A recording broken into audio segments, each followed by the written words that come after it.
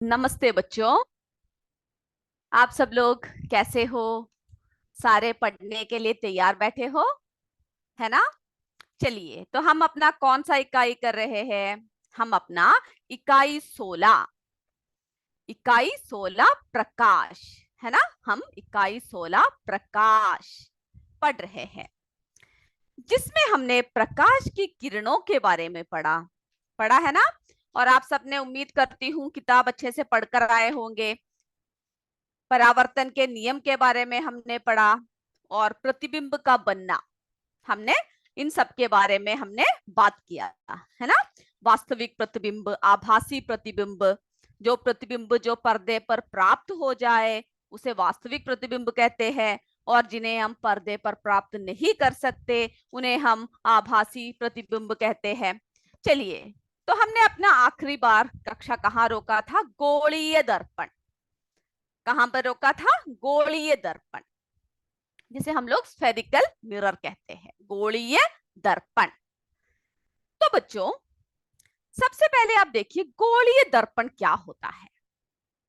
गोलीय दर्पण, यदि किसी कांच के यदि किसी कांच के खोखले भाग को, खोखले गोले को काट कर उसके एक तरफ पॉलिश कर दी जाए, उसके एक तरफ पॉलिश कर दी जाए, तो दूसरा तल जो है परावर्तक हो जाएगा। ऐसे दर्पण को हम लोग क्या कहते हैं? गोलीय दर्पण कहते हैं। हम आपको एक डायग्राम के साथ वो समझाते हैं। अब देखिए, हमने एक गोल सा क्या ले रखा है? मिरर ले रखा है, शीशा ले रखा है। उसको हमने क्या किया? इस तरह से काट दिया। ठीक है, हमने क्या किया? उसको हमने क्या कर दिया? काट दिया। तो काटा हुआ दो हिस्से आपको मिला। हमने क्या कर रखा है? इस गोल मिरर को, इस गोलीय दर्पण को हमने दो हिस्सों में काट दिया। ठीक है, तो देखिए, तो हमने काटा तो हमें एक भाग इस तरह से मिला हुआ है, एक भाग इस तरह से मिला हुआ है। तो इसमें हम क्या करेंगे? ये जो दसा हुआ भाग है, ये जो दसा हुआ तल है, यहां पर हमने क्या कर दिया? पॉलिश कर दिया। यहां पर हमने क्या कर दिया? पॉलिश कर दिया। दसा हुआ भाग में हमने पॉलिश कर दिया। तो कौन सा भाग रिफ्लेक्ट हो जाएगा, परावर्तक हो जाएगा? जी हाँ, ये उभरा हुआ भाग। यहां पर कौन सा भाग जो है परावर्तक होगा? ये उभरा हुआ भाग, क्योंकि इस भाग में हमने क्या कर रखा है? पॉलिश कर रखा है। इस भाग में हमने क्या कर रखा है? पॉलिश कर रखा है। तो ये जो है दसा हुआ भाग में हमने पॉलिश कर दिया, और इसमें कौन सा भाग परावर्तक हो गया? ये वाला भाग जो है परावर्तक हो गया, यानी उभरा तल। ऐसे दर्पण को ऐसे दर्पण को हम लोग क्या कहेंगे? उत्तल दर्पण। ऐसे दर्पण को हम लोग क्या कहेंगे? उत्तल दर्पण। अंग्रेजी में उसे कहेंगे कॉन्वेक्स मिरर। ये चाहे तो आप लिख भी सकते हो। हल्का सा एक पेंसिल से जरा खींच दीजिए अपने नोटबुक में, और जरा ये लिख दीजिए, तो आपको आसानी से समझ में आएगा। ठीक है, क्योंकि हमने क्या किया? इस तरह से कांच का गोला बना दीजिए, उसको दो हिस्सों में बांट दीजिए। उसके बाद हमने क्या कर दिया? एक भाग का जो है ये धसा हुआ भाग को हमने पॉलिश कर दिया। जो लाइन खींच रखा है ना, इसका मतलब क्या है? ये पॉलिश कर रखा है, पॉलिश तल। तो कौन सा भाग जो है परावर्तक तल हो जाएगा? ये उभरा हुआ भाग। और इसमें जो है किरणें किस तरह से जाएगी? ये देखिए, इस तरह से किरणें जाएगी और इस तरह से वापस आएगी, है ना? इसमें क्या होगा? क्योंकि यहां पर है रिफ्लेक्टेड पार्ट, परावर्तक पार्ट, तो किरणें जब आएगी तो ऐसे जाकर यहां से टकराकर इस क्या होगा? परावर्तक होकर वापस लौट आएगा। समझ रहे हो ना? तो सबसे पहले सभी ये उत्तल दर्पण जरा बना लीजिए, कॉन्वेक्स मिरर। हल्का सा बनाना काफी है, एक पेंसिल लीजिए जस्ट आपको समझने के लिए। ठीक है, उसके बाद आप फिर बाद में अच्छे से डायग्राम बना देना। तो कॉन्वेक्स मिरर, उत्तल दर्पण, जो है दसा हुआ भाग हमने पॉलिश कर रखा है, ये भाग परावर्तक हो गया है। तो जब किरण आ रहा है तो इस तरह से आकर इस परावर्तक स्थल से टकराकर वापस जा रहा है। चलिए, तो ऐसे दर्पण को हम लोग उत्तल दर्पण कहते हैं, कॉन्वेक्स मिरर। हल्का सा बना दीजिए। तो इसमें क्या होता है कि जो बाहरी सतह है वो चमकीली दिखाई देता है, और प्रकाश का परावर्तन जो है बाहरी सतह से होता है। ठीक है, बाहरी सतह से होता है। इसे क्या कहते हैं हम लोग? उत्तल दर्पण, कॉन्वेक्स मिरर। चलिए अब हम अगला देखते हैं। अगला बिल्कुल इसका क्या है, सीधा उल्टा होगा। अब हमने क्या कर रखा है, ये अगला भाग काट रखा है ना। इसमें क्या कर रखा है हमने, ये जो उभरा हुआ भाग है यहां पर हमने पॉलिश कर दिया। इसमें क्या किया है, ये जो उभरा हुआ भाग है यहां पर हमने पॉलिश कर दिया, है ना। उभरे हुए भाग में पॉलिश कर दिया, तो कौन सा स्थान परावर्तक हो जाएगा? ये धंसा हुआ तल, है ना। जहां पर पॉलिश किया है वो स्थल क्या होगा, वो तल क्या होगा? परावर्तक नहीं होगा। लेकिन जहां पर पॉलिश नहीं किया तो ये धसा हुआ तल जो है परावर्तक हो जाएगा। इसमें किरणें कैसे जाएगी, यहाँ को आएगी, है ना, ऐसे आएगी और वापस इस तरह से चली जाएगी। ये भी डायग्राम जरा हल्का सा बना दीजिए। ऐसे दर्पण को हम लोग अवतल दर्पण यानी कॉनकेव मिरर, केव, आप ऐसे भी याद रख सकते हो। केव यानी क्या बोलते हैं हम लोग? गुहा बोलते हैं ना, गुफा, है ना। तो गुहा में क्या होता है, गुफा में क्या होता है? ये अंदर का भाग, अंदर अंदरूनी होता है। तो यहाँ पर कौन सा तल परावर्तक तल है? दसा हुआ तल। तो उसको जो है कॉनकेव मिरर, अवतल दर्पण कह सकते हैं। क्योंकि आपको अगर दोनों में कंफ्यूजन है तो, यानी दसा हुआ भाग जो है कॉनकेव है, केव, तो वहां पर क्या होगा? वहां पर परावर्तक तल होगा। किसमें? अवतल दर्पण में, कॉनकेव मिरर। सबने बना दिया ये डायग्राम? हल्का सा एक बना दिया अपने नोटबुक में, ऐसे रफली बना दीजिए। हम मिटा दे इसको।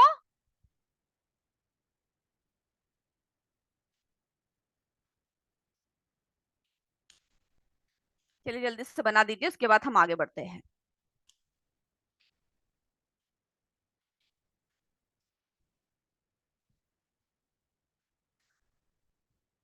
ऐसा कोई है जिन्होंने डायग्राम नहीं बनाया है? जरा हैंड रेस कर दीजिए, नहीं तो हम मिटाकर आगे बढ़ते हैं। हाँ चलिए, बनाया नहीं है राम सिंहपुर ने। ओके, यूपीएस राम सिंहपुर ने नहीं बनाया है। जल्दी से बना दीजिए बच्चों, क्योंकि ये बनाने से क्या होगा, आपको आसानी से समझ में आ जाएगा। बना दीजिए। गोलीय दर्पण, परावर्तक तल ये है, उबरा तल ये है, दसा हुआ भाग ये है, दसा भाग, ठीक है, दसा, दसा तल, पॉलिश तल, ये उबरा तल। उबरा तल इसमें परावर्तक हो जाएगा उत्तल दर्पण में, कॉन्वेक्स मिरर में, अंग्रेजी में भी लिख दीजिएगा। और यहां पर जो है कहां पर हो जाएगा, यहां पर परावर्तक तल धसा हुआ तल होगा, कॉनकेव मिरर में। ठीक है, यहां पर किरणें ऐसे आएगी, यहां पर टकराकर वापस इस तरह से जाएगी। और जो अवतल दर्पण है उसमें किरणें अंदर की तरफ को आएगी परावर्तक तल में, और वापस इस तरह से चली जाएगी।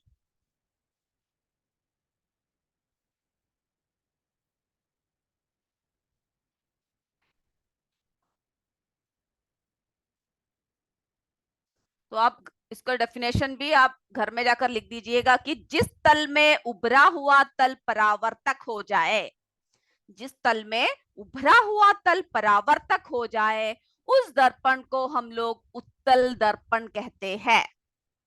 ठीक है, और इसमें क्या लिखोगे?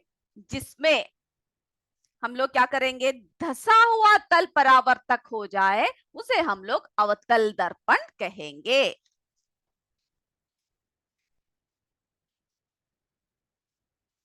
तो हमने गोलीय दर्पण, है ना, गोलीय दर्पण क्या देखा कि किसी कांच के खोखले भाग को, किसी कांच के खोखले गोले को काट कर उसके एक तरफ क्या कर दिया जाए, पॉलिश कर दी जाए। उसकी एक तरफ हम पेंट लगा दे, पॉलिश कर दे, तथा उसका दूसरा भाग जो है परावर्तक हो जाए। दूसरा तल क्या हो जाए? परावर्तक तल, दूसरा तल कैसा तल बनाया जाए, परावर्तक तल बनाया जाए। ऐसे दर्पण को हम लोग गोलीय दर्पण कहते हैं। ठीक है, चलिए अब हम मिटा देते हैं। सब तैयार हो गया ना, सबका हो गया ना, राम सिंहपुर हो गया ना। अभी आप बच्चों सुंदर सुंदर नहीं बनाना, जस्ट रफ होकर एक पेंसिल लेकर ऐसे ही हल्का सा बना दीजिए और घर में जाकर आप क्या कीजिएगा, एक और बार अच्छे से कर दीजिए। चलो राम सिंहपुर का हो गया है, गुड। तो जब आप करोगे तो क्या करोगे, इसको समझते हुए करोगे। ठीक है बच्चों, इसको समझते हुए करोगे, तभी क्या होगा, आपको आसानी से समझ में आ जाएगा। तो हम लोग दर्पण, इसके बारे में बात कर रहे हैं, दर्पण के बारे में बात कर रहे हैं, जिसमें हमने क्या देखा, समतल दर्पण, है ना। हम दर्पण, दर्पण कितने प्रकार का हमने देखा, समतल दर्पण, समतल दर्पण, समतल दर्पण।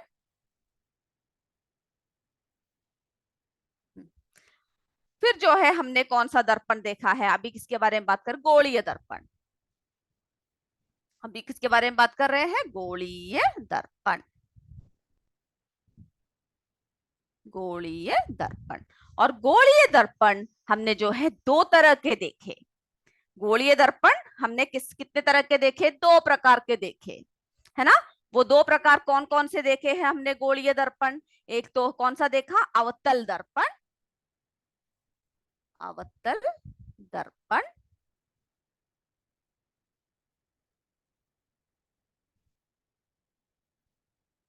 अवतल दर्पण।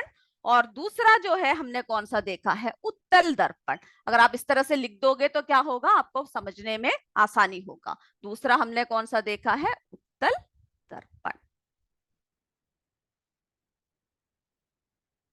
ठीक है, तो हमने दर्पण जो है दो प्रकार के देखे। पहले हमने समतल दर्पण के बारे में बात किया, फिर क्या हुआ, गोलीय दर्पण, समतल दर्पण, गोलीय दर्पण। और गोलीय दर्पण जो है दो प्रकार का देखा, अवतल दर्पण, उत्तल दर्पण, जिसके बारे में अभी हम चर्चा कर रहे हैं। लिख लिया ना। अब हम देखते हैं इसकी क्या क्या परिभाषाएं दे रखी है। गोलीय दर्पण के बारे में हम बात कर रहे हैं, तो गोलीय दर्पण से संबंधित परिभाषाएं क्या क्या है, उसके लिए आप क्या कीजिए, आपके किताब में एक डायग्राम दे रखा है 16.7, उसकी तरफ चलते हैं हम लोग। उसको देखते हुए हम लोग क्या करेंगे, समझेंगे। डेफिनेशन को आपको लिखने की जरूरत नहीं है, क्योंकि वो सब आपके किताब में दे रखा है। ठीक है,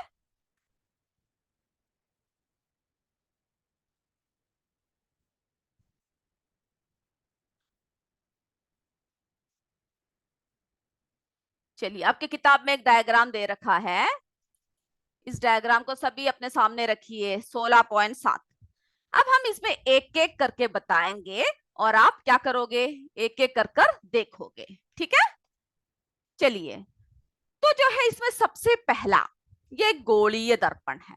क्या है ये, गोलीय दर्पण है। तो इससे संबंधित बातें हम लोग जरा जान लेते हैं।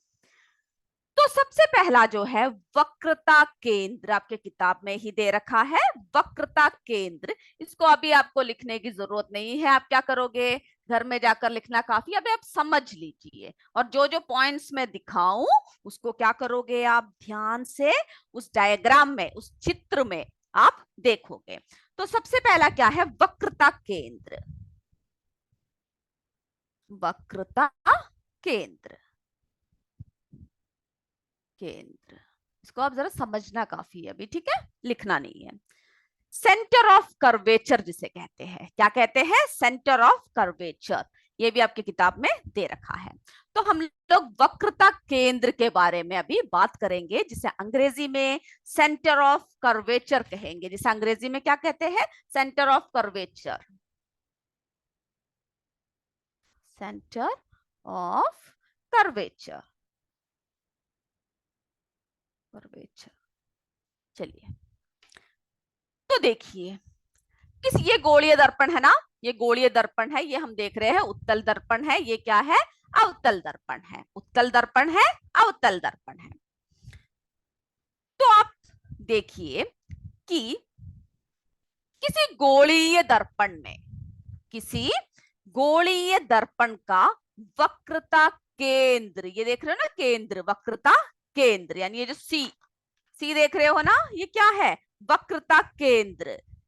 जिस भाग से हमने इसको काट दिया है, ये देखिए ये भाग है जिसको हमने दो हिस्से कर रखे हैं, ठीक है, ये एक हिस्सा है, ये एक हिस्सा है। तो वक्रता केंद्र जो होता है वो क्या होता है, उस गोले का केंद्र होता है, सेंटर पॉइंट। उस गोले का क्या होता है, सेंटर होता है। तो किसी गोलीय दर्पण का वक्रता केंद्र उस गोले का केंद्र होता है। यहां पर देख रहे हो ना, ये वक्रता केंद्र है उत्तल में ये वक्रता केंद्र है। तो वक्रता केंद्र कौन किससे क्या दिखा रखा है, सी, सेंटर पॉइंट सी, ठीक है ना। तो आप इतना समझ लीजिए, इस गोले का, इस शीशे का वक्रता केंद्र कहां पर है, ये देख रहे हो ना बीच में।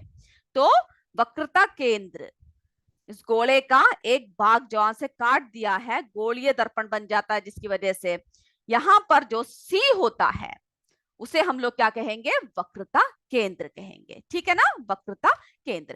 अब हम देखते हैं वक्रता त्रिज्या क्या है। अगला देखिए आपकी किताब में दे रखा है, अगला क्या दे रखा है, वक्रता त्रिज्या। क्या दे रखा है, वक्रता त्रिज्या। मैं सिर्फ ये टॉपिक ऐसे लिख रही हूं, ये आप घर में जाकर क्या कीजिएगा, किताब से देखकर इसको लिखिएगा और उसके हिसाब से आप पढ़कर समझिएगा, ठीक है। अभी आप सिर्फ समझ लीजिए। वक्रता त्रिज्या यानी रेडियस ऑफ कर्वेचर, क्या है, रेडियस ऑफ कर्वेचर, ठीक है। वो सब आपकी किताब में दे रखा है, वही से लिखना काफी है। तो अभी हमने वक्रता केंद्र के बारे में बात किया, अभी हम लोग क्या किसके बारे में बात कर रहे हैं, रेडियस के बारे में बात कर रहे हैं, रेडियस ऑफ कर्वेचर, ठीक है। इसके अंग्रेजी टर्म्स और हिंदी टर्म्स दोनों आप समझ लीजिएगा। तो वक्रता त्रिज्या, रेडियस ऑफ कर्वेचर। तो गोलीय दर्पण, ये हम किसके बारे में बात कर रहे हैं, गोलीय दर्पण। तो गोलीय दर्पण जिस गोले का एक भाग है ना, हमने काटने से ही हमें क्या मिलता है, गोलीय दर्पण मिलता है। जो तो जिस गोले का एक भाग है, उस गोले की त्रिज्या को, उस गोले की त्रिज्या को दर्पण का वक्रता केंद्र कहते हैं। यानी ये देख रहे हो ना आर, इसे आर से प्रदर्शित किया जाता है, आर से प्रदर्शित करते हैं। इसे क्या है, वक्रता त्रिज्या। देख रहे हो ना सी पी, इसके बीच में देख रहे हो ना रेडियस का रेडियस आर, यहां पर ये रहा आर। तो इसे क्या कहते हैं हम लोग, वक्रता त्रिज्या कहते हैं, वक्रता त्रिज्या, ठीक है। तो ये सी क्या है, वक्रता केंद्र है, और इस सी से इस ध्रुव तक की दूरी है ना, उसे हम लोग क्या कहेंगे, त्रिज्या। ये देखिए आर, रेडियस, यहां पर भी क्या किससे दिखा रखा है, आर। तो वक्रता त्रिज्या अगर आपसे पूछा जाए कि किससे दिखा रखा है, तो रेडियस इसका यहाँ पर आर दिखा रखा है, और वक्रता केंद्र सी से दिखा रखा है, ठीक है, सी से डिनोट कर रखा है। तो हमने देखा, वक्रता केंद्र देखा और वक्रता त्रिज्या देखा, है ना, आर आर। और इस डायग्राम को भी आप अपने किसमें बना दीजिएगा, नोटबुक में बना दीजिएगा, ठीक है। इस डायग्राम को नोटबुक में बनाते हुए आप पढ़िएगा। चलिए, उसके बाद जो है, अब हमने वक्रता केंद्र के बारे में बात कर लिया, वक्रता त्रिज्या के बारे में बात कर लिया। अब हम बात करेंगे ध्रुव के बारे में। किसके बारे में बात करेंगे, ठीक है, चलिए, यानी पोल। अब हम किसके बारे में बात कर रहे हैं, ध्रुव के बारे में बात कर रहे हैं। जो तीसरा दे रखा है वो क्या है, ध्रुव, यानी पोल।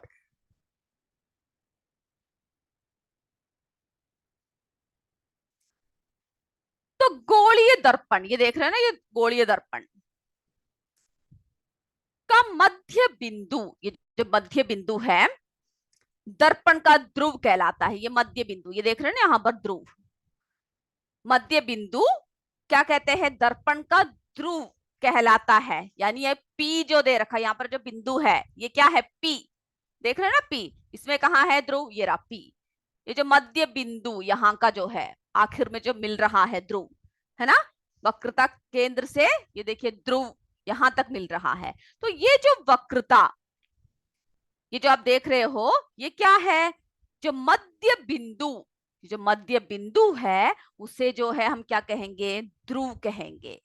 यानी इस किससे दिखा रखा है, पी से दिखा रखा है। देख रहे हो ना, आप अपने टेक्स्ट बुक में जरा देखिए, उसमें और भी क्लियरली दिखेगा। ठीक है, इसमें इतना क्लियर नहीं है, तो ये क्या कहेंगे, ध्रुव।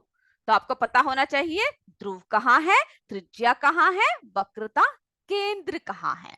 ठीक है, इस डायग्राम को अगर आप अच्छे से समझ लोगे तो आपको क्या होगा, बहुत ही आसानी होगा, बाकी सारी बातें आसानी से आप कर पाओगे। ठीक है, अब हम देखते हैं इसकी मुख्य अक्ष कौन से है। अगला जो है तो ध्रुव पता लग गया। अब जो है चौथा क्या हम देख रहे हैं, मुख्य अक्ष देख रहे हैं। मुख्य अक्ष,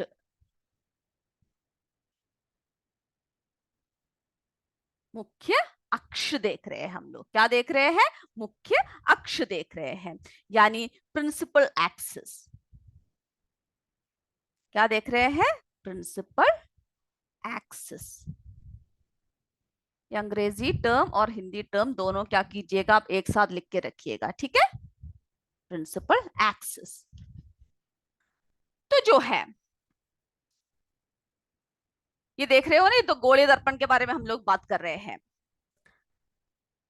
तो जो वक्रता केंद्र है, तो हमने यहां पर देखा ना, सीपी क्या है, वक्रता त्रिज्या। सीपी क्या दिखा रहे हैं, वक्रता त्रिज्या। ये भी इस तरह से लिख लीजिएगा आप, सीपी क्या कहते हैं, वक्रता त्रिज्या।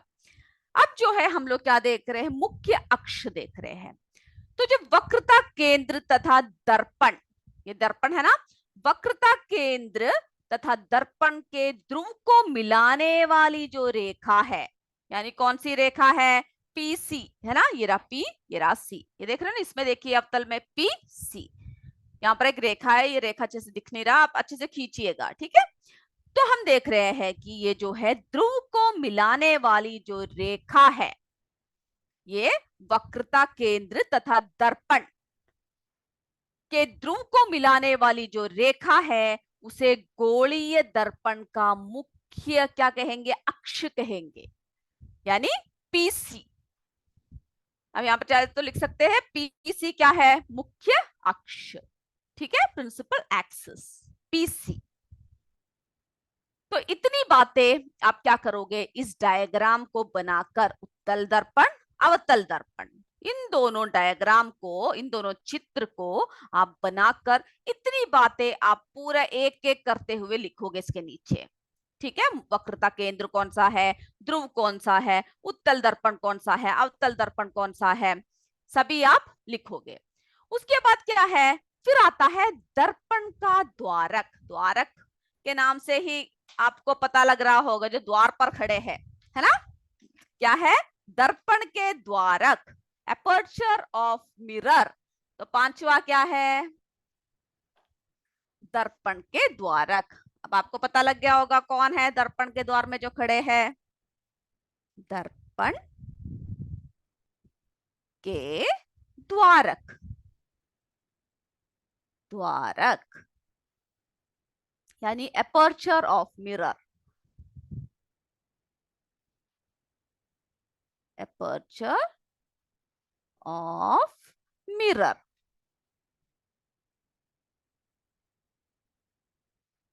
चलिए, अब कौन सा है दर्पण के द्वारक, कौन खड़ा है यहाँ पर, देख रहे हो ना, M1 M2। ये उत्तल दर्पण में क्या है, ये है दर्पण के द्वारक, जो हमने यहां से यहां तक जो हमने क्या कर रखा है, पेंट कर रखा है। ये देख रहे हो ना, ये हमने पेंट कर रखा है, जो अभी अपने अलग अलग करके डायग्राम बनाया। तो ये दोनों है दर्पण के द्वारक। ठीक है, M1 M2। और यहां पर देख रहे हो ना, अवतल दर्पण में M1 M2, इसी तरह से आप लिखिएगा। और वो क्या है, दर्पण के द्वारक है।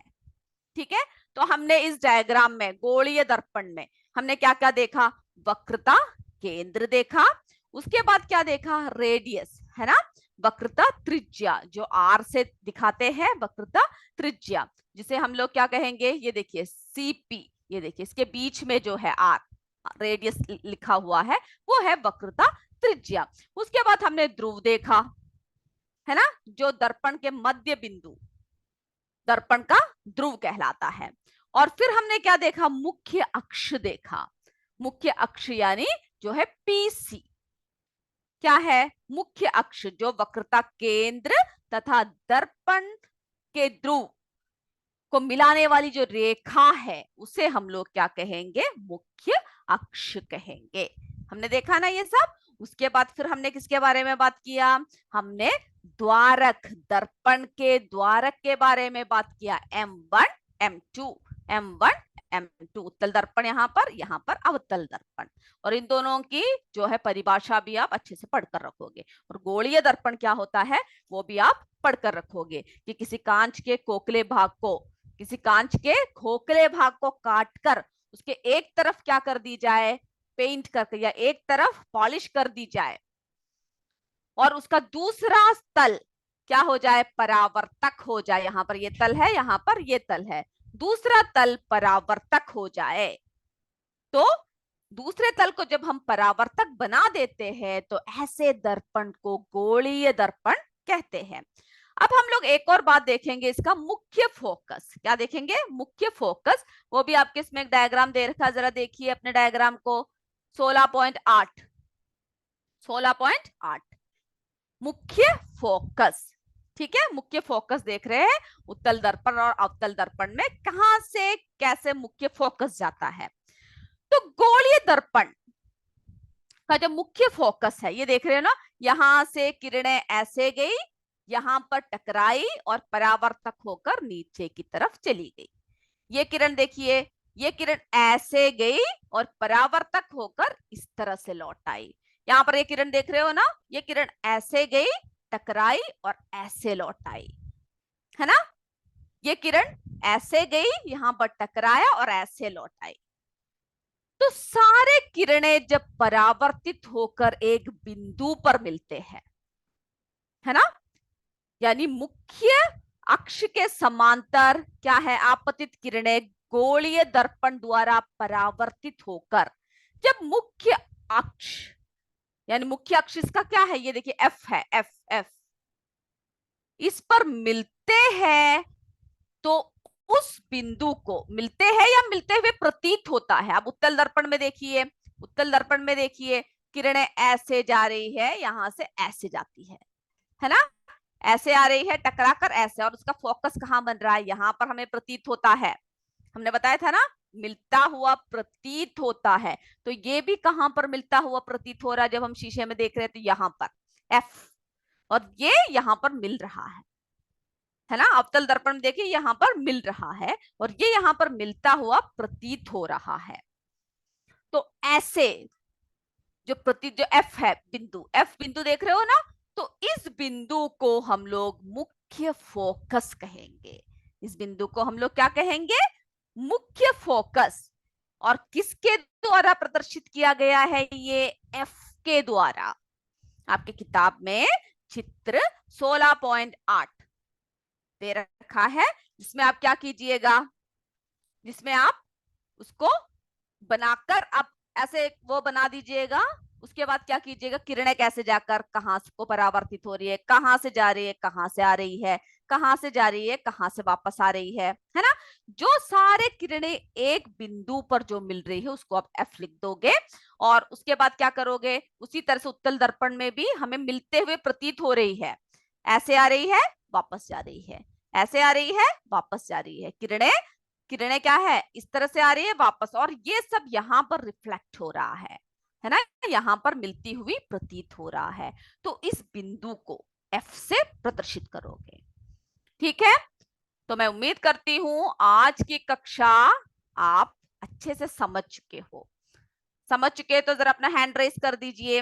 अगर नहीं समझे हो तो आप क्या कीजिएगा, इन डायग्रामों को पढ़कर, बनाकर, इन चित्रों को बनाकर, इन सारी परिभाषाओं को एक एक और बार लिखकर आप आओगे। तब क्या होगा, आपको आसानी से समझ में आ जाएगा। क्योंकि हम आप जब सुनते रहोगे तब हो सकता है आपको कोई डाउट्स मिले, लेकिन जब आप स्वयं बनाकर उसके प्रैक्टिस करोगे तो अच्छे से आपको समझ में आ जाएगा। ठीक है, और भी कोई डाउट है तो आप फिर पूछ सकते हैं, अगले कक्षा में हम लोग क्या करेंगे, उसको सॉल्व करेंगे। ठीक है, तो आज की कक्षा हम यहीं पर समाप्त करते हैं। जय विद्या शक्ति, जय हिंद, जय भारत। धन्यवाद मेरे बच्चों।